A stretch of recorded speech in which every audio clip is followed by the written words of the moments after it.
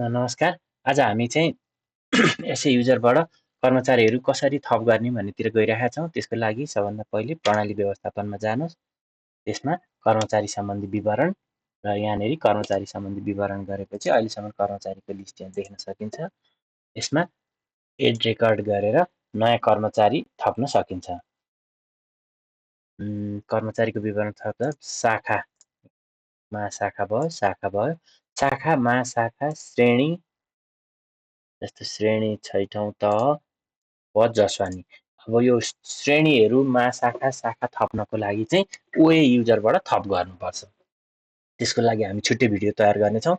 भनेदेखि अहिलेलाई चाहिँ हामीले छैठौँ तह जसवानी स्थायी कर्मचारी प्यान नम्बर नयाँ थप्ने कर्मचारीको प्यान नम्बर टाइप गर्नुपर्छ।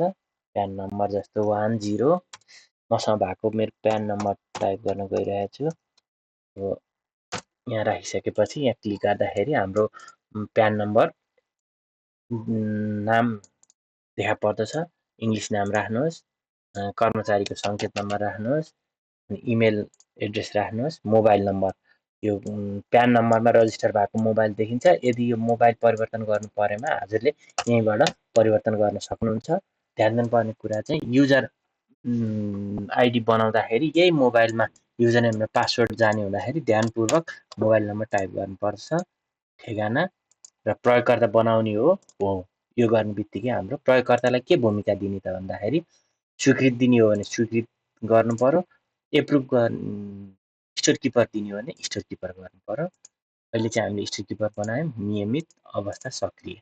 यसरी सेभ बटन गरिसकेपछि नयाँ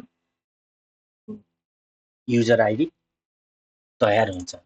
यदि पहिले नै भएको कर्मचारीलाई हामीले स्टोर किपरको भूमिका अथवा भूमिका परिवर्तन गर्न नि सक्छौँ। त्यसको परिवर्तन गर्नको लागि चाहिँ एडिट बटनमा थिचेर अब अहिले स्टोर किपर दिएको छ हामीले भनेदेखि उहाँलाई हामीले स्वीकृतकर्ता बनाउन नि सक्यो अथवा उहाँको चाहिँ अब कर्मचारी प्रयोगकर्ता मात्रैमा पाउने प्रयोग परिवर्तन गर्न सक्यो। Thank you.